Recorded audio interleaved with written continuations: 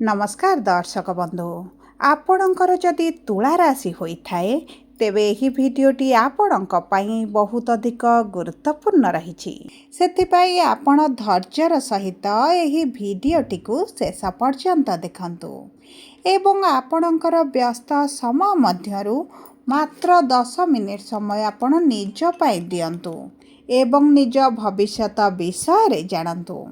देखंतु एही भिडियो रे आपण सही 6टी भविष्यतवाणी विषय रे जानिबे जहाँ 2026 रो शेष 6 मास माने जुलाई रु डिसेम्बर मध्यरे हेबाकु थिबा ग्रह मानकर गोचर अनुसारे आपणक जीवन रे निश्चित घटिबो एवं आपण लेखि रखंतु यह संपूर्ण भावरे सत्य अटे।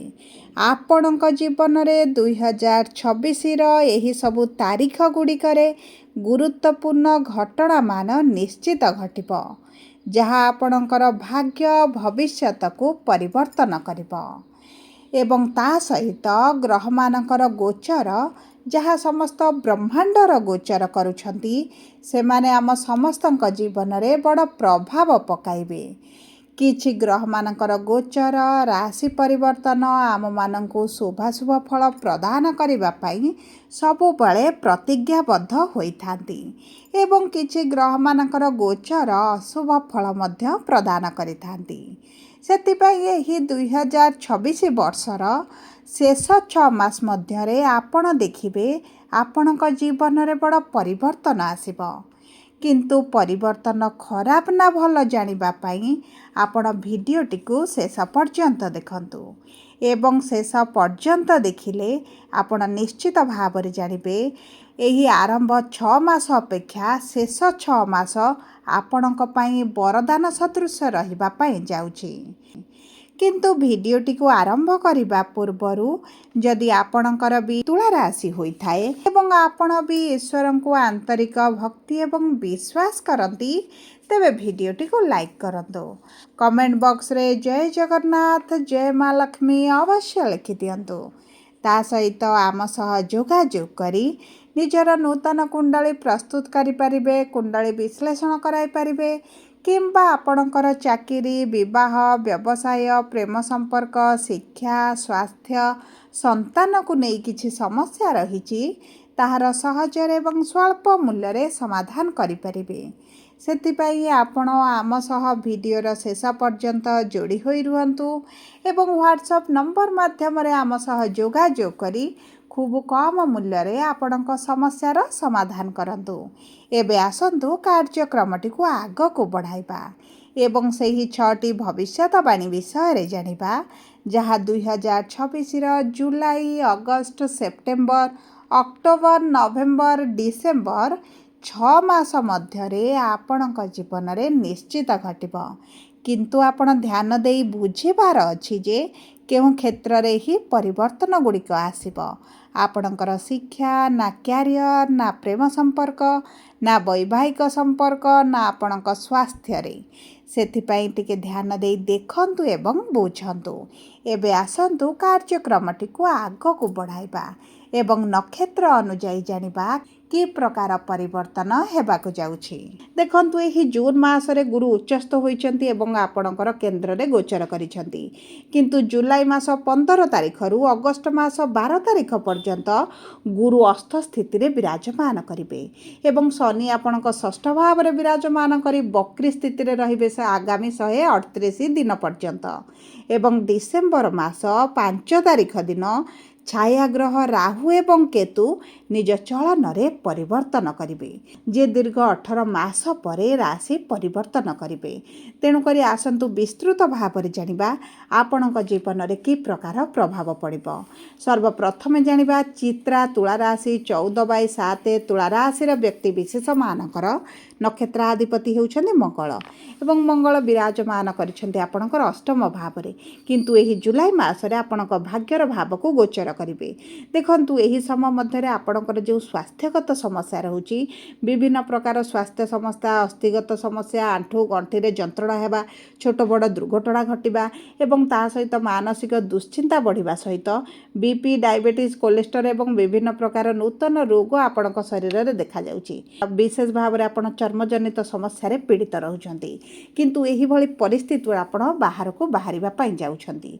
देखंतु राहु आपण पंचम भाव में विराजमान करी संतान सुखरु वंचित करुछंती संतान प्राप्ति में बाधा सृष्टि करुछंती एवं ता सहित शिक्षा क्षेत्र में जो बाधा आणुछंती से सब क्षेत्र में आप शुभ फल प्राप्ति करेंगे। जदि आपण यही समय मध्य सरकारी चाकरी पर चेष्टा करती विशेष भाव में जुलाई मास 15 तारीख पर आपण को सरकारी चाकरी हो अत्यंत जोग बनुची। यही सुवर्ण सुजोग आपण दीर्घ 12 वर्ष पर आसी कारण गुरु सूर्य एकत्र आपण कर्मर भाव में दशम भाव में विराजमान करेंगे। तेणुक सरकार संबंधित भी जदि किसी आप कार्य करुँच आपण को उत्तम फल प्राप्ति हो। जमी भूमि जान वाहन जदि किसी क्रय करने चाहते तेज आपण अति उत्तम समय रही। शिक्षा क्षेत्र में परिवर्तन देखिए और संतान प्राप्ति संभावनाटी आपणकर डिसेम्बर मास 5 तारीख पर बनवाई जाऊँगी। जेपर्यंत राहु आपण पंचम भाव में अच्छा कि कि स्वास्थ्यगत समस्या देवे विलंब कराइबे जो कारण आप संतान सुखर वंचित रोचंती।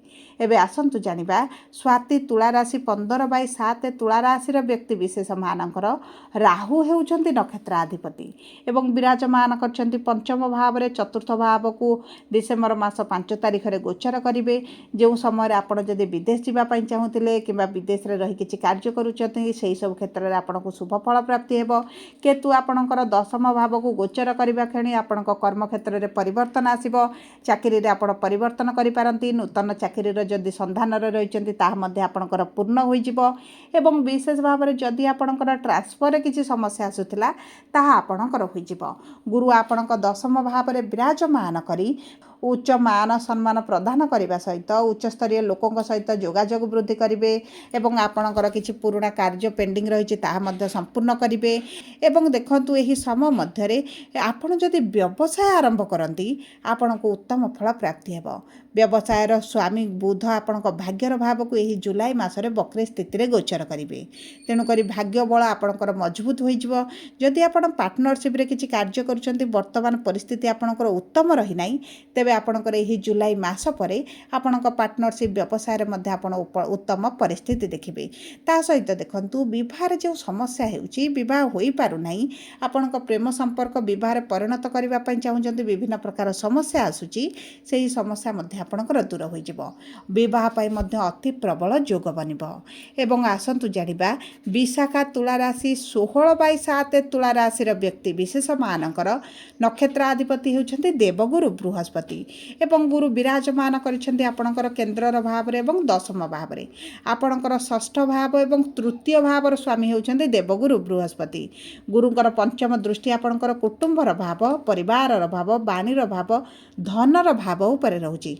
आपणकर जदि लोन करजर आपण फसी रहिचंती सेथुरु आपण बाहर को आसीबे करज ऋण सुझिबा पई सक्षम होइजिबे। रोजगार रे वृद्धि घटिबा कारणरू आपणकर आर्थिक स्थिति रे निश्चित भाव में परिवर्तन आसीबो।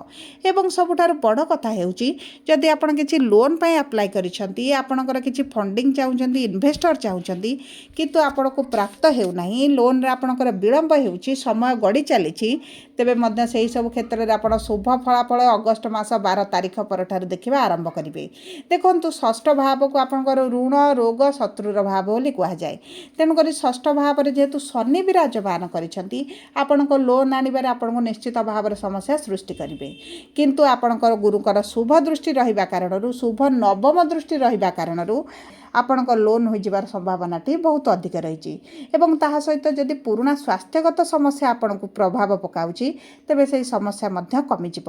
माता स्वास्थ्य रे परिवर्तन आसवा सहित पिता संपूर्ण सहयोग सपोर्ट आपण प्राप्त करेंगे।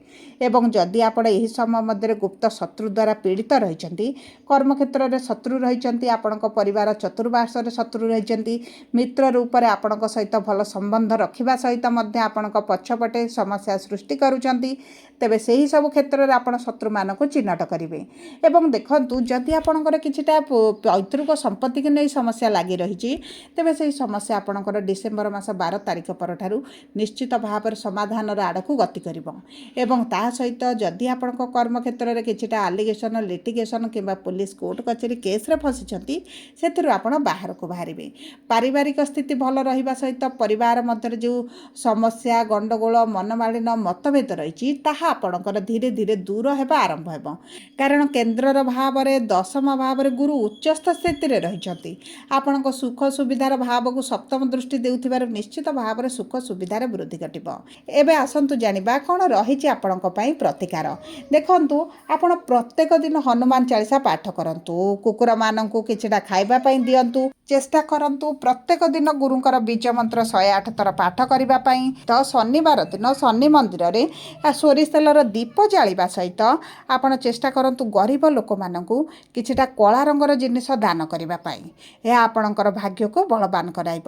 ଏବଂ ଏହି ସମୟ ମଧ୍ୟରେ ଯଦି ଆପଣଙ୍କର ଆର୍ଥିକ ସମସ୍ୟାଟି ବୃଦ୍ଧି ଘଟୁଛି ତେବେ ଆପଣ ଶ୍ରୀ ସୂକ୍ତମ ପାଠ କରନ୍ତୁ। ଲକ୍ଷ୍ମୀଙ୍କର 10 ନାମକୁ ପ୍ରତ୍ୟେକ ଦିନ ପ୍ରାତଃ ସମୟରେ ଜପ କରନ୍ତୁ। ଆପଣଙ୍କ ପାଇଁ ଅତ୍ୟନ୍ତ ଶୁଭଦାୟକ ରହିବ। ଧନ୍ୟବାଦ।